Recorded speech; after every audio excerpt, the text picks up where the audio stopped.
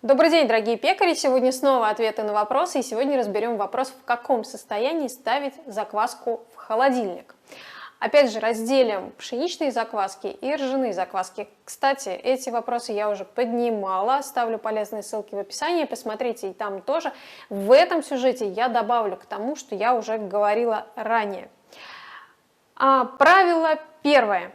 Зависит от того, насколько долго вы планируете хранить свою закваску в холодильнике. Поговорим о пшеничной.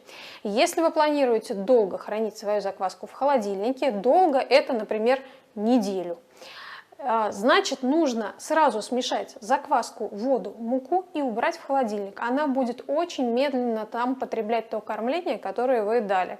И постепенно она употребит. Конечно, не так активно пойдет брожение, как при комнатной температуре, но оно пойдет. И постепенно ваша закваска потребит то кормление, которое дали. Если вы планируете печь, например, завтра утром, а ваша закваска созревает, как вы знаете, при комнатной температуре часов за 8. И вам нужно, чтобы она к завтрашнему утру созрела. Но это будет больше, чем 8 часов, и она у вас за это время упадет, если вы будете при обычных условиях ее сбраживать.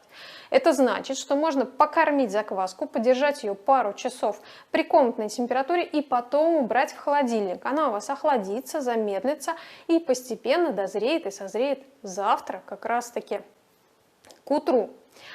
Если вы уже покормили закваску, она у вас уже поднялась, она уже активная, и вы сегодня уже замесили на ней тесто, а хотите еще и завтра замесить тесто. Это значит, что вы можете ее прямо на пике или чуть раньше пика убрать в холодильник. Она у вас там добродит, либо подержится на пике какое-то время. Я думаю, ночь вполне в силе она это сделать. И вы на следующий день уже на поднявшейся закваске сделаете свою выпечку. В общем, то, в каком состоянии вы убираете закваску в холодильник, зависит от того, как скоро после этого вы планируете ее использовать. Если вы планируете ее использовать дня через 2-3, это значит, надо дать ей немного подкормиться, постоять часок, например, в тепле и убрать. Либо дойти до половины подъема и убрать. Но важно, чтобы она все-таки успевала выбраживать в холодильнике, потому что если вы будете кормить каждый раз недобродившую закваску, то есть вы ее вынули из холодильника, она у вас еще не опала, она еще активная, вы ее снова покормили, и снова не дали ей дойти до пика, и снова покормили, таким образом она ослабевает. Нужно давать ей пройти весь цикл, покормиться, пробродить, опасть и только потом снова кормить. Ну, либо кормить сразу после пика. Это про пшеничные. Про ржаные закваски. Здесь история немножко другая. Ржаные закваски любят у нас тепло, они не любят холод, и в холоде бродят очень плохо.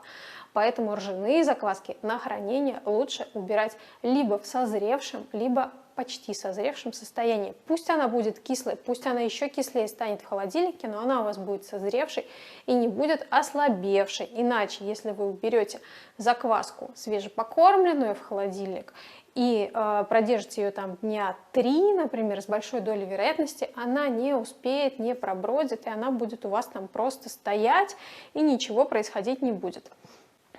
Поэтому желаю здоровья вашим закваскам, вам удовольствия от выпечки, будем продолжать печь, испечем еще много всего интересного. Обязательно подпишитесь на мой канал, здесь мы говорим о хлебе, пускай домашних пекарей становится больше, зовите своих друзей и подписывайтесь на мои ресурсы. Будем с вами продолжать печь.